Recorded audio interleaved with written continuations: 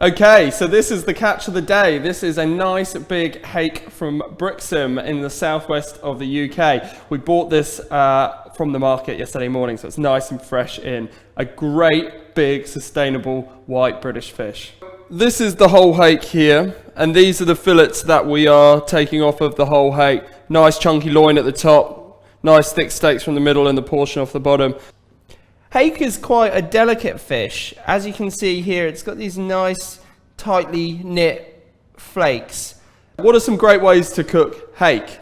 Because hake is quite a soft fish, it lends itself quite nicely to being baked or roasted in a tin. I've done a really nice recipe before with some chorizo and some tomatoes before, a little bit of paprika and salt on the top of it too.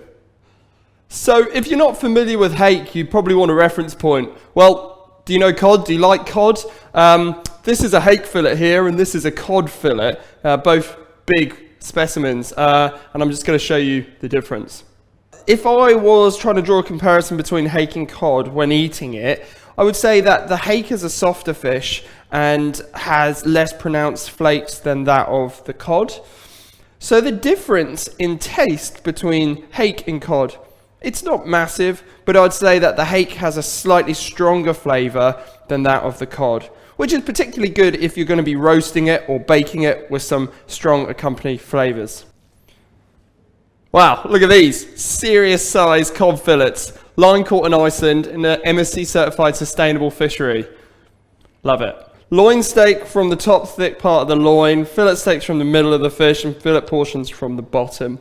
We tend to keep the skin on our cod. It just keeps it nice and moist and together when cooking it. As you can see here, really lovely big white flakes of meat, even on those portions that come off of the smaller tail and fillet portions. Whoa, check out these big Dover soles. Lovely, fresh from the market today. This is a really big specimen of South Coast Dover sole. These fish that we've bought today will all be ending up as fillets, like these ones here, which are cut from the top side of the Dover sole. So we would have trimmed, skinned, and filleted those fish. Dover sole, known as a pretty expensive fish.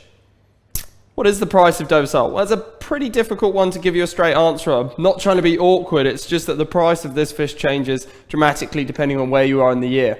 If you're in summer, which is pretty much the best time to get it for the price, it's going to be quite a bit lower compared to Christmas, where everyone's trying to buy Dover sole for the Christmas rush. So, what about the price of the fillets?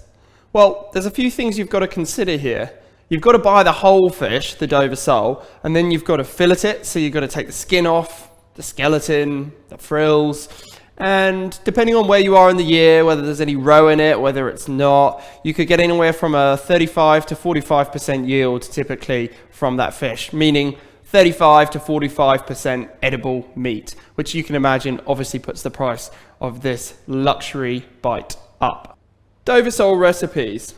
What's a surefire way to cook a fantastic Dover sole meal?